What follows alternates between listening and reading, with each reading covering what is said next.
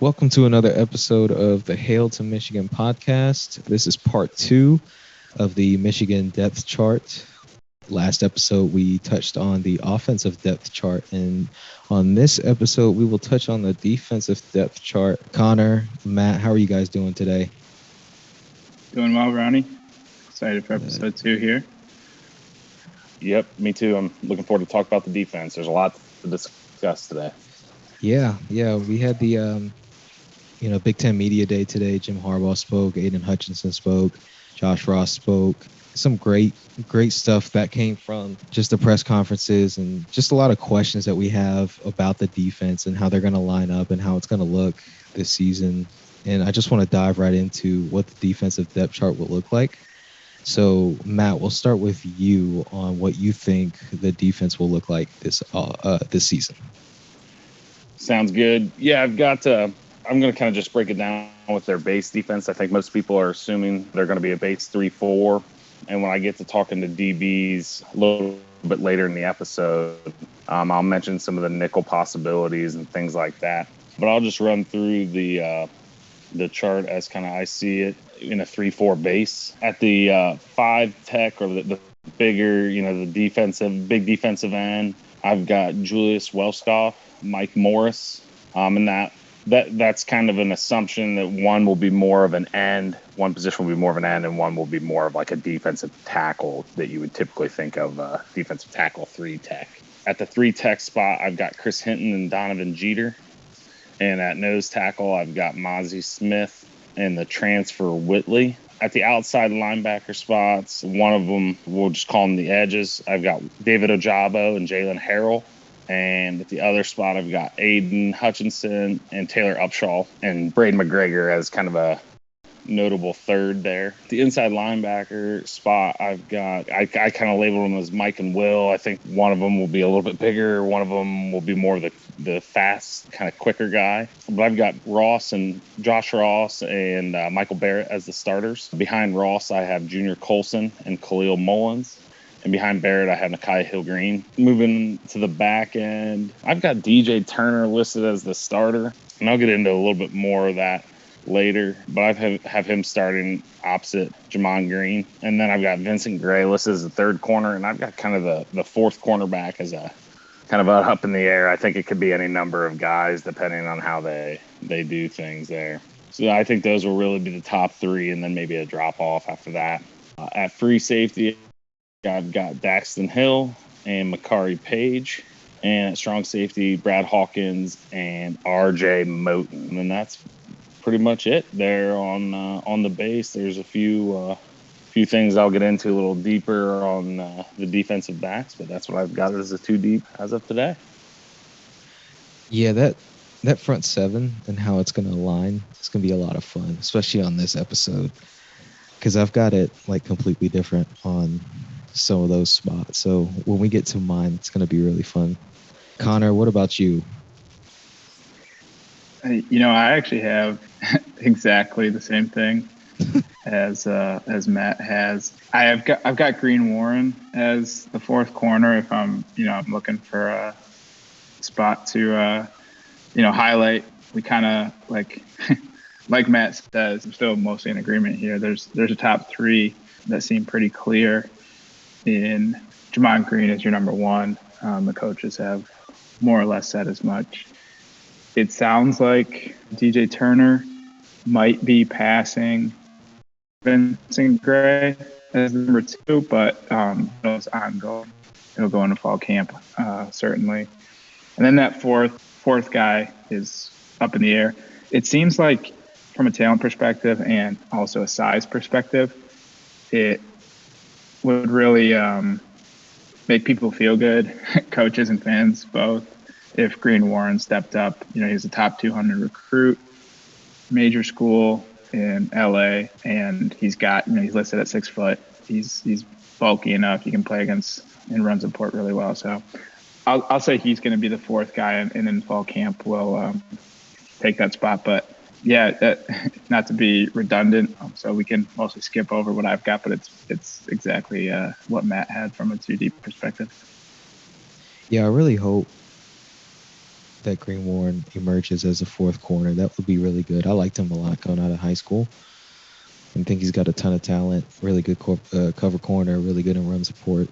So it'll be really good to see that. As to my depth chart at the 5 tech-ish spot, I've got Taylor Upshaw starting there with Mike Morris as his backup.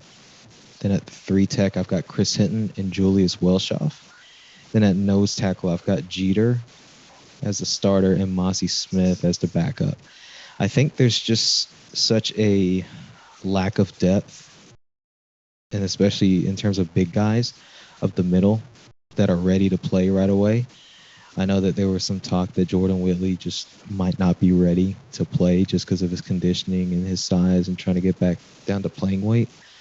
And then a lot of the younger guys like Rayshawn Benny, George Rooks, those guys aren't going to be ready to play right now. They'll probably be a redshirt this year. So kind of moving guys around and having an undersized 5 tech in Taylor Upshaw might be a problem, but Mike Morris might take over Upshaw's spot as the season goes on. Then at that buck position, I've got Aiden Hutchinson. Then I've got Braden McGregor backing him up. At the Sam spot, I've got David Ojabo and then Jalen Harrell backing him up. At the Mike, I've got Josh Ross with Junior Colson backing him up. At the weak side, I've got Mike Barrett and then Nikai Hill-Green backing him up. Then at the corner spots, I'm in agreement with both of you guys. I've got Jamon Green, DJ Turner on the other side. I've got Vincent Gray backing up DJ Turner, but I've got Jalen Perry as the 4th corner rather than Darian Green Warren. Then I've got like a nickel spot, and I think Dax Hill will play down there on special passing downs with Makari Page at full free safety. But on regular downs, it'll be Dax Hill with Makari Page and then Brad Hawkins and RJ Moten. So we're pretty much in agreement on the DBs except for one spot, which is the 4th corner. But that front 7, it's definitely some disagreement there between us. So Connor, I'll start with you. I know you wanted to highlight the linebackers, so kind of touch on those linebackers and what to expect from them this year in this new Raven scheme.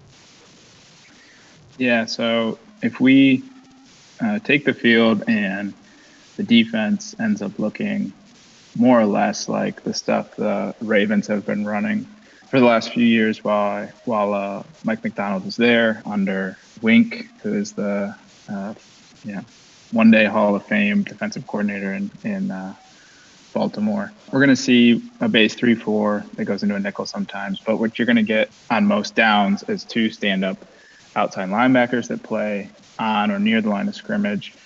The guy on the front side is going to be your Sam, strong side linebacker, and they like to call the backside linebacker the buck.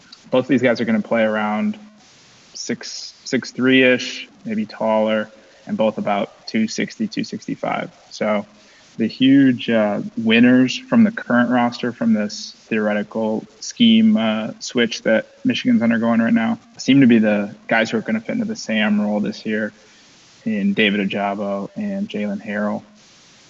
2 guys who were kind of, especially Ojabo, was just this like athletic specimen that seemed for a while to be trying to grow into a defensive end. Maybe he was going to be a Sam in the old system when they were in more of a traditional 4-3 look. But, he's 6'4", probably about 255 nowadays, and really an athletic freak. He was a sub 11 100-meter guy in high school that was just fairly new to football, but he had a lot of big program attention because of how athletic he was at his size. So I've got him as the starting Sam. I think he's really going to thrive in that role. They like the Sam from the 2 edge linebacker spots to be slightly more athletic. You're going to have a little bit more responsibilities in the open field, whether it be covering the flat or maybe dropping a little bit into coverage as well. And I've got Jalen Harrell as the backup there, but he's another guy who fits this scheme switch and the Sam position really, really well. It was almost unclear to me when he was a recruit what his eventual position would be in the old scheme. But he was just a guy that they, you turn on the film and they really liked him as a football player. but it's anything but unclear where he fits in this new scheme. He definitely is a Sam linebacker to me.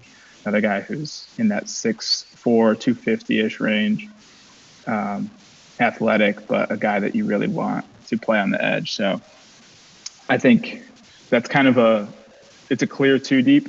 I do think the battle is ongoing. I'm projecting that David Ojabo wins the Sam spot just based on athleticism and what his ceiling is as an athlete there. But I think that's a battle that'll go into camp. On the backside, the weak side is more of a stand-up. Pass rushing is going to be the main responsibility of this backside outside linebacker that they call the buck. That's going to be Aiden Hutchinson with a bullet. He's one of, if not the best player on the team. And from a size perspective, he's exactly what the Ravens liked there. He's a little longer than the Ravens starter this past season, the position, but weight-wise, he's right there, 265. He's going to be pinning his ears back and getting after the passer. And obviously Michigan hopes he's a leader in all ways this year, both in production and from an emotional standpoint too. His backup it's going to be Taylor Upshaw to begin the year. He's another guy size-wise fits the mold. I don't think he's quite as athletic as Aiden is at the position, but we'll see. I mean, he's only had limited playing time so far, so I might be underrating him in that category. I think by the end of the year, you're going to see Braden McGregor come on in this backup spot. We know how big of a recruit he was and how athletic he is. I think Clemson actually had offered him as a tight end, so he can run, he can play on the edge. He's got size is almost identical to Aiden Hutchinson. I know there's unlimited joking there. We're kind of just grooming the same type of guy, Aiden. The same exact player. Yeah, they're clones. So you have to imagine that the coaches see him as the heir to that buck position behind Hutchinson. I think from a size perspective right now, Upshaw is more ready. He's bulkier. He's got a little bit more game experience than McGregor, who's coming off the injury. But I think by the end of the year, McGregor will probably be the number 2 there. And then moving to the 2 inside spots, as Matt touched on in the 2 deep, you've got one guy who's a little bit smaller and faster and a guy who's a little bit bulkier. And the Ravens actually tend to flip these from what might be intuitive for football fans. The guy on the front side, so your Mike linebacker in the Ravens scheme, tends to be the smaller, faster guy. And the Will, the guy on the backside, tends to be the bulkier of the two. It sounds like, also counterintuitive to myself at least, Barrett is actually going to be the bulkier of the two come season between him and Josh Ross. But those are certainly going to be your starters. I think Jim Harbaugh actually said they're your starters today at Media Days. But so you got experience coming back at those 2 starting spots, and certainly hope for a rebound there this year. I think just coaching and kind of the emotional tenor of the season really left the linebacker room a little bit lost last year, but I expect a rebound there. And then their backups is kind of where it gets interesting. I think we're all in agreement that Nikhai Hill-Green and Junior Colson will be the backups at the 2 spots. Which spot specifically, we'll see how their bodies develop and how their skill set fits what Mike McDonald's looking for there. But I'm expecting those 2 to be the 2 deep. We've heard great things about Nikhai Hill-Green on campus, and Junior Colson obviously was a huge recruit, super athletic, big, runs like a deer. So he's going to be a true freshman that has a lot to learn still, but I think he'll probably be in the 2 deep this year. Kalel Mullings might have something to say about that. Jaden Hood might have something to say about that. There's talent there, but beyond the starters, we haven't seen really much of anyone on the field, and we don't know how close any of these potential backups are to their ceiling yet. Yeah, just looking over the depth chart on defense and listening to both you guys say what your depth charts are, it's insane how much talent that there is. Talking about guys like Chris Hinton, Mike Barrett, David Ojabo, Aiden Hutchinson, Dax Hill, DJ Turner, Jamon Green. I mean, there's talent everywhere, even as the backups. There's so much potential in this defense. If they just figure it out this year, that Michigan can be really good. But that's the biggest question mark this year, is their defense and how they'll do, in this new scheme that they have.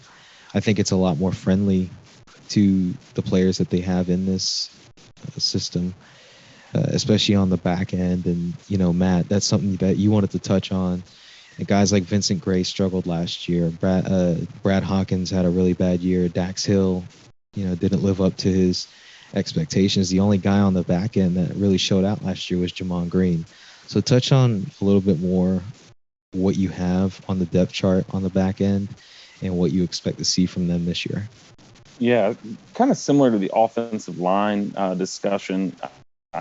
I think there's an X factor here on the back end of the defense, and I guess I have a question for you guys.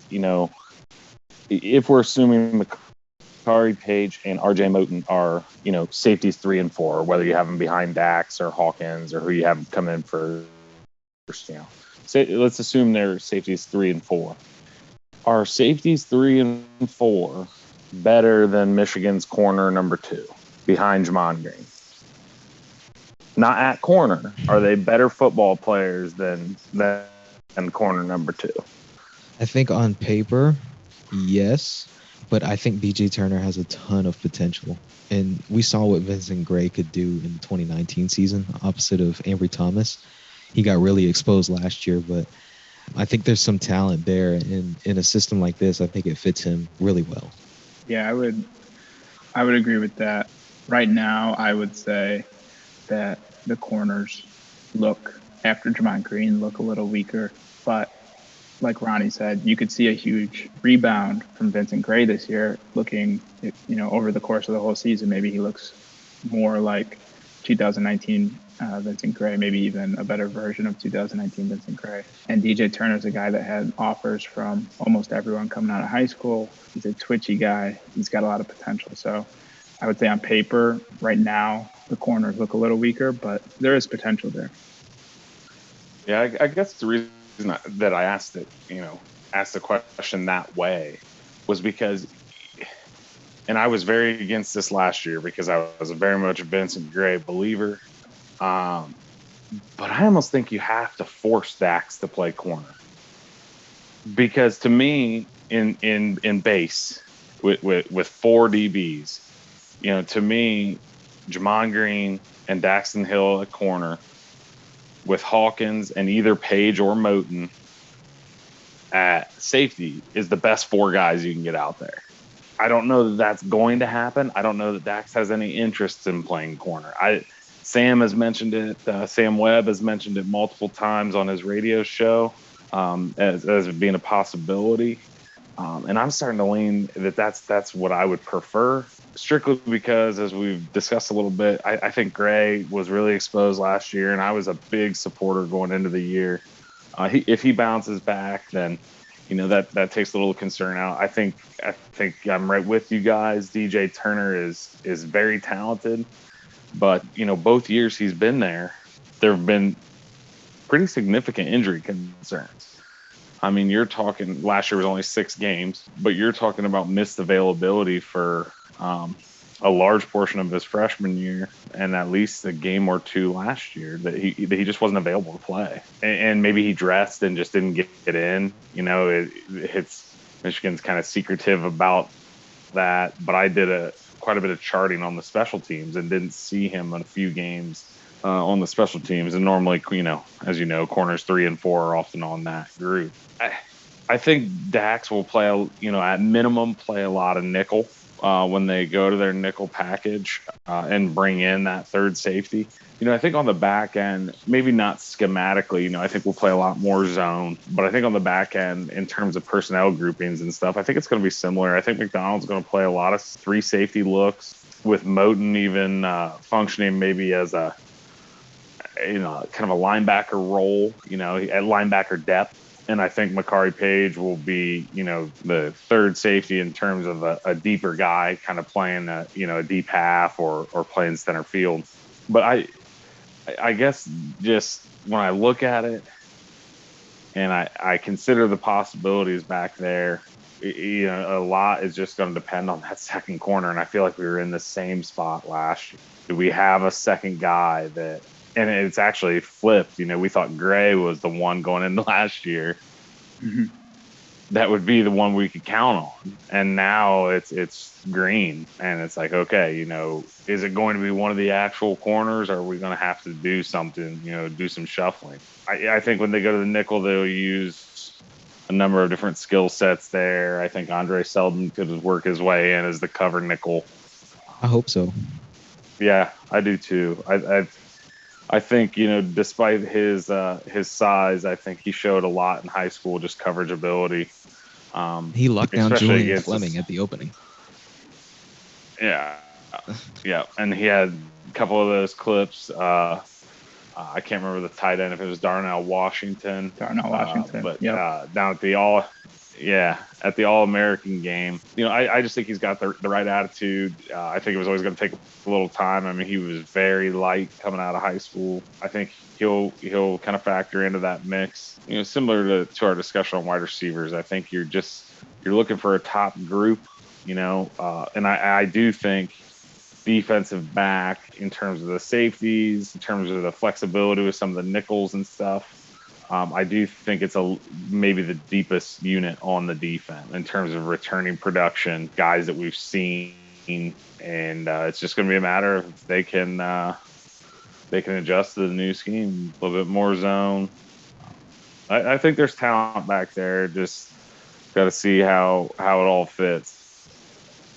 I mean, look, if they adjust to this new scheme that fits them so well, it's a wrap. I have no worries about whether or not they fit in the scheme. The problem is it's just getting all the terminology down and learning the new scheme, especially in time for a game like Washington, and then getting into the Big Ten play midway through the year against teams like Wisconsin.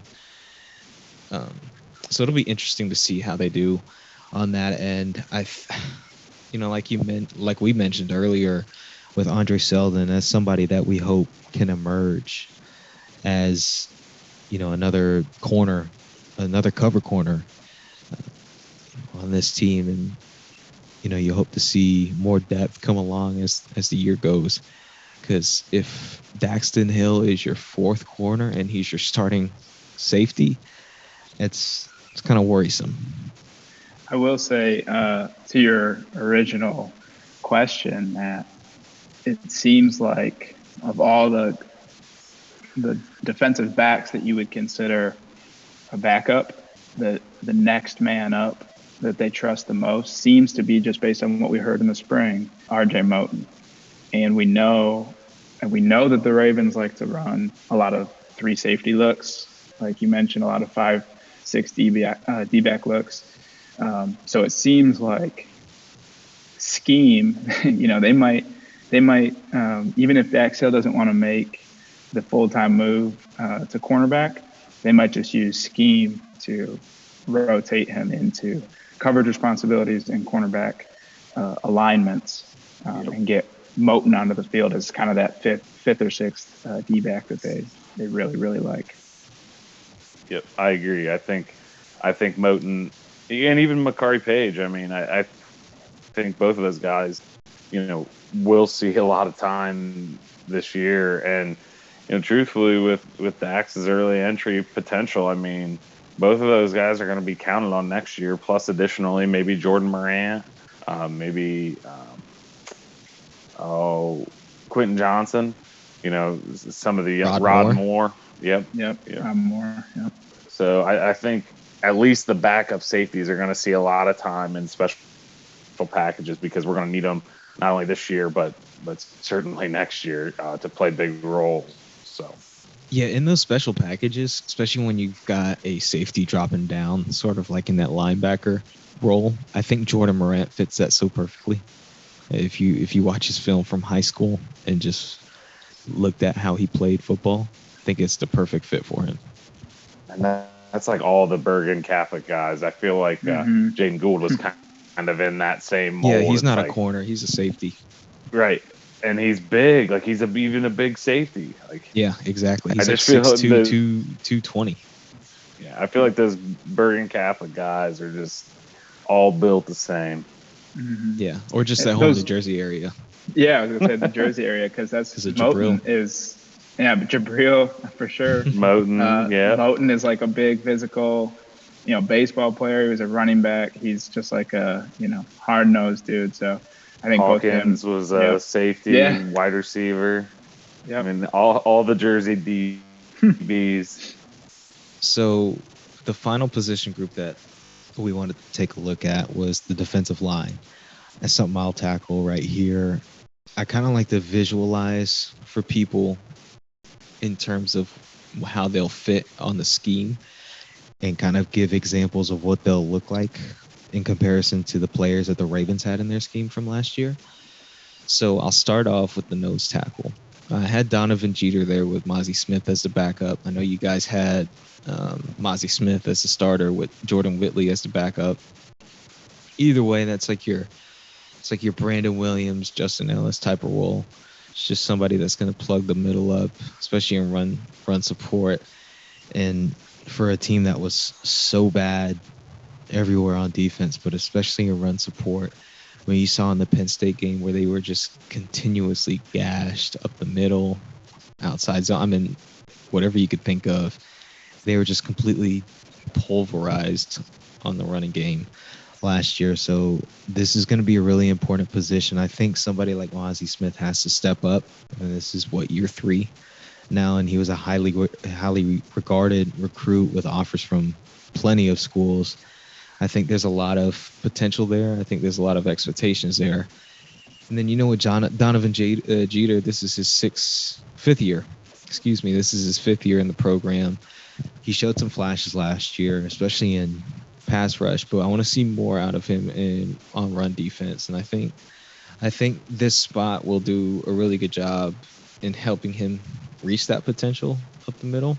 So, and then at the 3 technique defensive tackle spot, that's like the Calais Campbell role. I know Sam Webb has alluded to that as such a couple times on the message board, and he's even said he doesn't want to compare him to Calais Campbell because we're talking about a possible future Hall of Famer, multiple-time All-Pro player. But Chris Hinton, who was a 5-star, borderline 5-star coming out of high school, who's shown huge flashes. I mean, he's even gotten some buzz about being a day 2, late day 1 draft pick. Having him start at 3 technique, and then I have Julius Welshoff right behind him. Welshoff has been with the program since 2018. He was always a project since he came over from Germany that year. But he showed some flashes last year, too. You could see the athleticism, the size. It's just about putting it together fundamentally. And then seeing how he looks in this new scheme is going to be interesting. I think it actually fits him really well because he's got the size and athleticism to thrive in that role.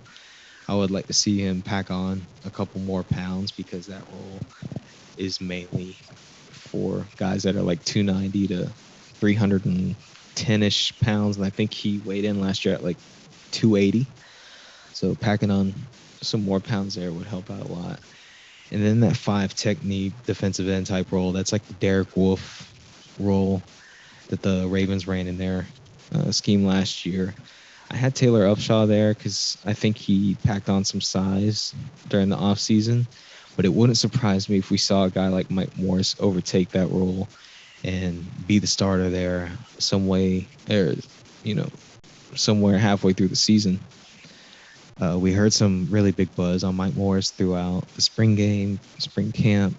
So we really like what we hear out of Mike Morris and how he has played from this offseason. So it'll be really interesting to see there how that works.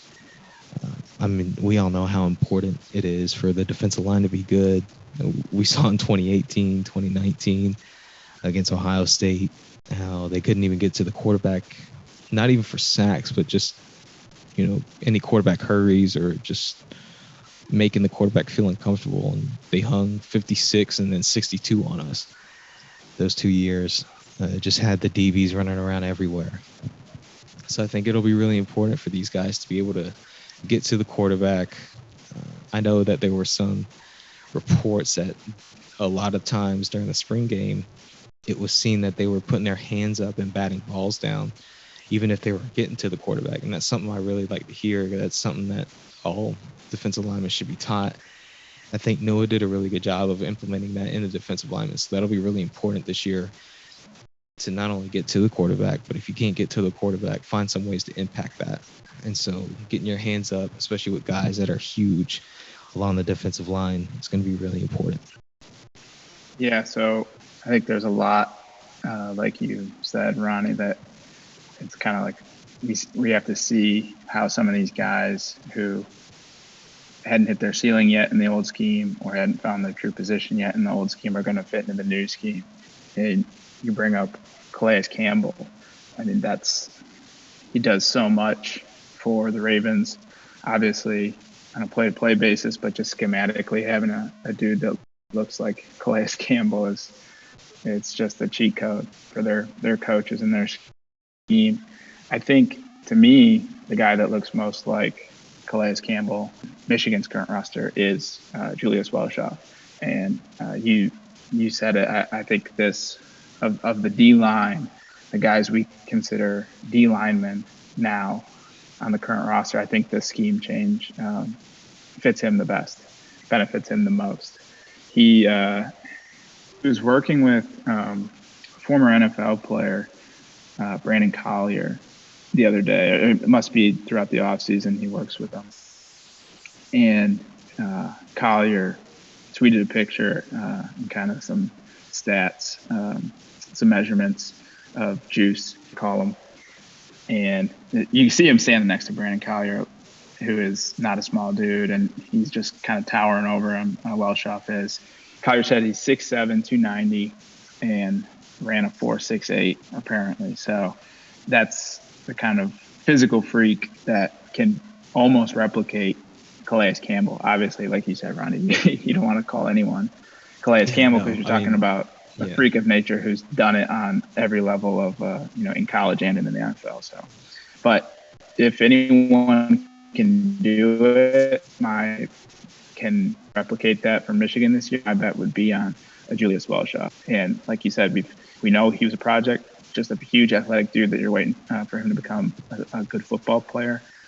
But if any year is the year to do so, it's this year in this new scheme. Yeah, I agree on Juice. We've mentioned, talked before about this a little bit. That was the first guy I thought of, and I'll call it the front five, the D-line and the outside linebackers.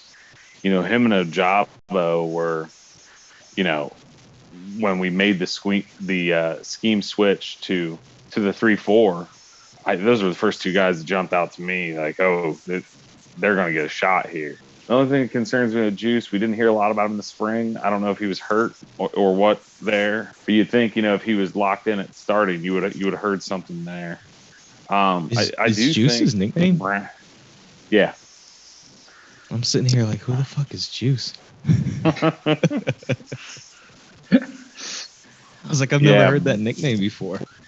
I always call him Juice because I'm a little uncomfortable saying his last name, like getting it wrong. Edit this out, by the way. But I'm a little uncomfortable, like that I'm not saying it exactly right. So I just say Juice instead, and that's easier. Like if I type it out, I'll say his real name. But I know you said edit this out, but this might be really good to keep on the pod. It's actually pretty humorous. I'm just not there yet on the comfort level with Juice's last name. But I do think getting back to it a little bit up front, I think with Brown. Don Brown had a tendency to recruit.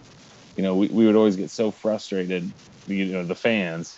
Like, is this guy, is he going to grow this defensive end into a tackle? He'd recruit the real, the big end and say, let's put on, 30 pounds. We've got a 290-pound tackle, And, as frustrating as that was in Brown's scheme, like tweeners are what make the 3-4 work. You're Mike Morris, who's 6'6". He's probably a little too tall to be a true defensive tackle. And he can't get to 300, but in a 3-4, 6'5", 6'6", 280-ish is perfect for that end spot. Mm-hmm.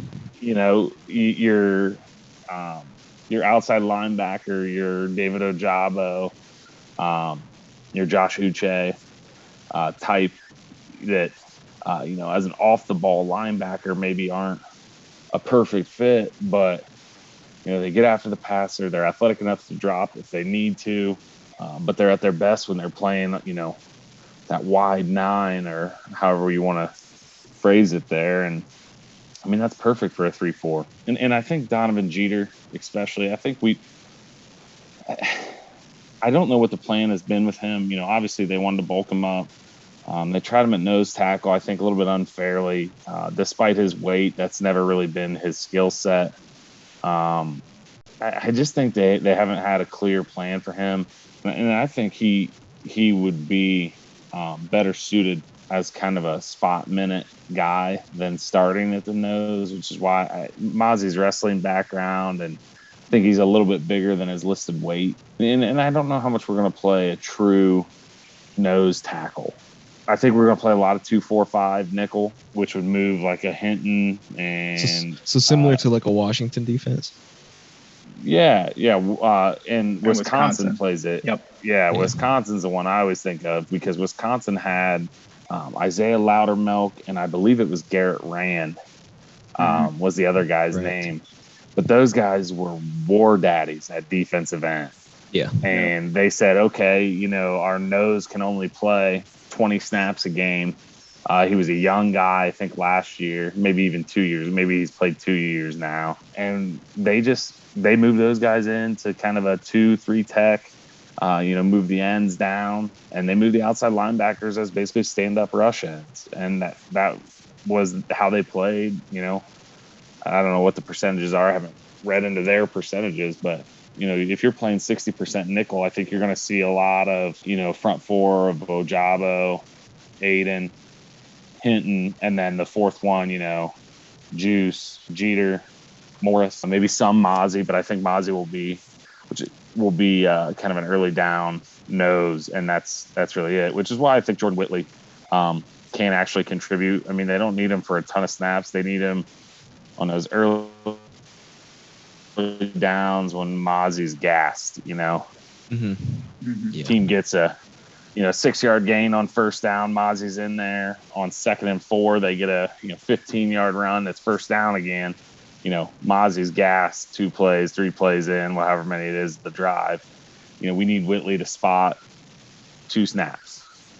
I think he should be able to do that. I mean, he's a talented player when his weight's right. Yeah, exactly. So, I think playing Welshoff and Morris at the end, Hinton and Jeter at the 3, and Mozzie and Whitley not only gives us the best starting 3, in my opinion, but it gives us the most depth there. But we'll see how it all plays out. I think, they had Morris a lot listed as kind of an edge. So it's just kind of tough to tell if that's, the stand-up edge or the 5 tech. I think it's going to be real interesting to watch, that first game to see kind of how it all fits together, how all these pieces. You guys know who would be absolutely perfect for this scheme with his talent is Chris Jenkins. Yeah. It'll be interesting to see where he is in his kind of physical development, because he was another down Brown special, if you will, kid you had to grow into the position that probably fit him best athletically, but he wasn't their size yet. So is he a 3 tech this year? Is he at the 5? Like he's got some length to him. His dad was 6'4". I think he's about the same. He's got the bloodlines. Oh yeah. I mean, if he turns out like his dad, he's a pretty damn good player. Got a lottery ticket, but yeah. I think both his dad and his uncle played in a 3-4 as well. I'd have to double check on his uncle, but I know his dad was big when his dad was with the Jets. I'm pretty sure they were a 3-4 scheme the whole time. Yep. Yeah, I think so. I don't remember. He was a big dude. So he was a big dude. That's right. Going back to the point on the nickel, the other thing that playing a good chunk of your downs in a 2-4-5 does, and you touched on this a little, Matt, is it instantly creates depth that you might lack in a true 3-down front. Cut a position, you've got more guys stacked at the 2 positions. So, and that's really where Jeter will fit in better, because you can kind of move pieces around. Like you said, your 2-4-5 is not probably Mazzy's forte, his best look. You can have Jeter and Hinton at the 3 and the 2 high, or however they're going to align them. Mm-hmm. You could have Juice and Jeter, however they want to let it play out, but it creates instant depth that, we don't really necessarily think we have or know that we have yet in the kind of base 3-man look. So I totally agree. I think you'll be in the base certainly less than 50% of the time this year. I would not be surprised if it's closer to a third of the time in the 3-4 versus other looks like your 2-4-5. Yeah, I agree. And remember when they played, when we looked at some of the Ravens stuff on the Victors Club board, the Ravens played a lot of 5-1-5, which isn't truly 5 defensive linemen. It's still kind of your 3-man, guard to guard or inside the tackles, and then 2 stand-up edge rushers with just 1 true linebacker. And with how many tweener kind of end tackles we have, I mean, that could be a very interesting way to play nickel. You maybe have a Mike Morris, Chris Hinton, and Donovan Jeter right over the center, and you've got the stand-up edges out there too. I think they have more. They're going to have some flexibility, and they're just going to find out how they have to fit, best. Wisconsin did that. Like I said, the year that their nose was weak, they were in 2-4-5 all the time. Even became kind of their base look. So I did look up Chris Jenkins Jr. when he was Pro Bowler or Chris Jenkins Sr. I guess. When he was a Pro Bowler with the Jets in 2008. He was the nose tackle. Yeah, that's what I thought. Yeah, and that was because Mangini was the head coach. And while Mangini, I believe, was an offensive guy, he did come from the Belichick Patriot style of that 3-4. An interesting rivalry too. Those two, Mangini and Belichick, the beef that they had. I don't know if they still have a beef with each other, but that's something to look up. Is the Mangini versus Belichick beef? If you're ever bored one day. I feel like Bill Belichick's not a hard guy to get a beef going with. Yeah, exactly. I think it started with the whole thing. Just real quick, I think it was when Mangini was with the Patriots as DB's coach, and he got the offer to go coach the Jets. Belichick didn't want him to leave. And one of the things in the NFL is you can block a position coach from interviewing with another team. You can't block a coordinator, but you can block a position coach. So I think he attempted to block Mangini from being interviewed, but Mangini was like, no, I want to interview for this and get the job, because he knew once he interviewed, he would get the job. So just a little interesting side note there. And then that's how Spygate and all that stuff really inflated their beef even more and so forth. So yeah, just an interesting little thing. Wow. There's even like there's like a documentary or whatever on YouTube about it too. So if you're ever bored, definitely look that up. But one other guy I wanted to talk about a little bit more. You guys covered it a lot with Braden McGregor, but I had an interesting discussion last week with somebody that asked, should we expect 2016 Chase Winovich production from Braden McGregor this year? And I thought it was an interesting question. Yeah, I thought it was an interesting question. I agree. It's a lot to ask, because if you remember, Chase was a backup that year, but he was a backup to Taco Charlton. Mm-hmm. That's the same year that Rashawn Gary was a backup. Right. So Michigan had some pretty talented backup ends that year. His numbers, if I'm remembering Pro Football Focus off the top of my head, his numbers per pass rush were pretty silly for a backup. I don't think we'll see that this year from McGregor. I think we will see flashes of that, to where he's the clear, heir apparent at Buck for when Hutchinson is gone. But I don't expect that level of production quite this year. But I think Braden has a bright future, and think the injury kind of set him back strength-wise. I think he needed that time that he missed a little bit in the weight room, especially with the COVID year, COVID spring. He was rehabbing, not gaining the strength, getting the strength gains that he needed necessarily. So I think he's going to be on a little bit slower track. I think it's going to be, from his recruiting profile, you'd think year 2, but I think it's going to be year 3 that he really popped. A guy with that level of profile usually doesn't take very long, but with a little bit of the injury setback, maybe even mid-season this year, we'll start to see some pretty exciting stuff from Braden, I think. Yeah, I would agree. I think the chase, like you said, it's a little probably a year early to expect that level of production. The same thing too. In 2016, I want to say, if I'm remembering the numbers correctly, Chase had 5.5 sacks as Taco's backup. I mean, he had a really productive year. He had a really productive year, and it was probably helped a little situationally because when he was in, teams were playing catch up, and we had a great team that year. We were ahead most of the time, so they were having to deal with guys like Mo Hurst and Glasgow. Yep. Who was the other guy up the middle? Matt Godine. Godine. Yeah. Yep. I mean, even Godine was a solid. Hurst wasn't actually a starter that year. Right. Godine started over Hurst. Yeah. So basically, that whole backup line all ended up being NFL draft picks too. So 2017 was a wasted year on defense. Yep. Yeah. 2017 was a good that defense. Hurts to this day. I think I remember because that was Devin Bush's first year starting, and we saw how fast and athletic he was, and he just laid the hit stick on everybody in that Florida game. It was ridiculous. Yep. Yeah. But I mean, getting back to McGregor, I think it's a year early, like Matt said, especially from what this Ravens staff tends to like at that buck position. They like a little bit of heft. I mean, the main responsibility of that position is to get into the backfield.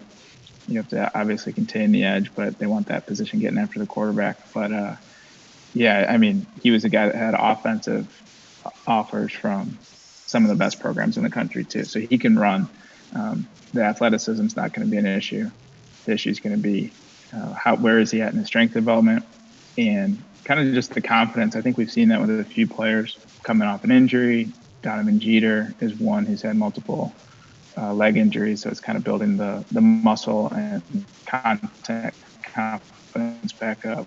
Tariq Black's another guy, I think, took a minute to get kind of that contact courage back after some lower body injuries. So it's probably another year for McGregor, but yeah, athletically he's up there with Ajabo for all the edge guys on the roster right now in terms of what their athletic ceilings are. Yeah, like we said, I'm not expecting 2016 Chase Winovich out of him since this is only his second year, but I do expect some nice things and some actual production out of him this year. He's got a lot of talent, big and athletic, similar to Aiden Hutchinson, like we said. So it'll be interesting to see. A couple more questions that I had for you guys on the defensive line is if we expect to see anything out of a guy like Jesse Spate or a Gabe Newberg this year. So I do think it'll depend on, personnel group, what they're running. But from a depth perspective, I do think there's an opportunity for Spate, whether it's at the 3 tech or the nose. But if they want to be in the base, look more, especially against some of the heavier teams like a Washington, like a Wisconsin. I think Spate, and we don't know what kind of physical shape Whitley's coming in at. So if Spate is a nose, he could certainly slot in behind Mazzy. If they think Jeter is, mostly going to be a 3 tech for them when they're in the base, I think you could see Spate end up being the second nose come week 1 if Whitley's maybe not quite in great condition yet or what have you. I think Spate could carve out a role. For Newberg, I don't know. I think positionally and schematically, I'm still wait and see on where he fits in all this. Yeah, I feel the same on both guys. Newberg was one of the guys that I personally, I I thought he had a chance to kind of fill into that anchor role, with some added weight, but I don't think he's an edge in this system. Maybe he can still fill into that kind of 5 tech defensive end role, but it'd be a lot of weight from high school. So I don't know. I think he's going to need at least a couple years of seasoning to get a shot here and kind of find a home positionally. And Jeff Spate, I think, will contribute. How much kind of depends on injuries and scheme and all that. So that's my thoughts on those two. I agree. Well, as we wrap this up, I kind of wanted to talk about something that we were going to talk about yesterday, but we ran out of time. Just really quick on the special teams. We touched on the quarterbacks and tight ends, but on the special teams, is there anything significant that you guys are expecting out of the special teams group this year? Yeah, I think the kicking jobs are pretty much solidified. I think you saw that from the transfers with Hart moving on, as well as I guess not transfer. Nordine went to the NFL, but I think Jake Moody will kick. I think Brad Robbins will be the punter. I think Tommy Doman could potentially be the kickoff guy if they decide that. And then return-wise, I think there are a lot of options. I mean, we've got a lot of, the speed and space type players that Gaddis recruited from the time he's been in there. You're looking at A.J. Henning or Mike Sainer still. Blake Corum on kick returns. Donovan Edwards for sure. We'll get an opportunity there. So I think there's a lot of guys. How it sorts out remains to be seen. On punt return, I think you'll see Mike Samer still back there, but I think Ronnie Bell's another sneaky guy that could. I agree. End up back there. As for the kickoff returns, Blake Corum, AJ Henning, those are your two best options in my opinion for now. I would. I pretty much agree. I would probably peg AJ Henning to be the go-to guy at both kick and punt return. Just to me, the space that Giles Jackson or Giles Jackson leaves in the depth chart, the most similar logical replacement seems to be AJ Henning. And I would even go so far as to say that if he hits his ceiling athletically, Henning could be a better version. Just the game speed and the limited touches I saw from Henning last year, he's got a twitch with the pads on that not many other people on this roster have. So depending on how because it's an art to being good punt return, good kick return. So depending on how he quickly picked it up, I would love to see him get the opportunity to be the lead guy in both of those roles. But I think, like you said, Ronnie Bell is, especially on punt return, Ronnie Bell's a safe option, and we've seen him come in instances where Donovan Peoples-Jones wasn't able to be out there, whether it be for injury or whatnot. Ronnie Bell did return a few punts for Michigan previously, so I think he's always kind of an option, and you're going to maybe try some of the guys who are more explosive, more twitchy than Ronnie is potentially, but he gives you a kind of a safety net there. I agree. Well, that is a wrap for this episode of the Hail to Michigan podcast. I'm your host, Ronnie Harder. With me is Matt, otherwise known as Michigan 5 on the Michigan Insider message boards, and Contown. Be sure to like, subscribe, follow us, review us, do whatever. Give us 5 stars. Follow us on Twitter at Wolverines_ATB. And until next week, we'll see you guys later. Have a good one.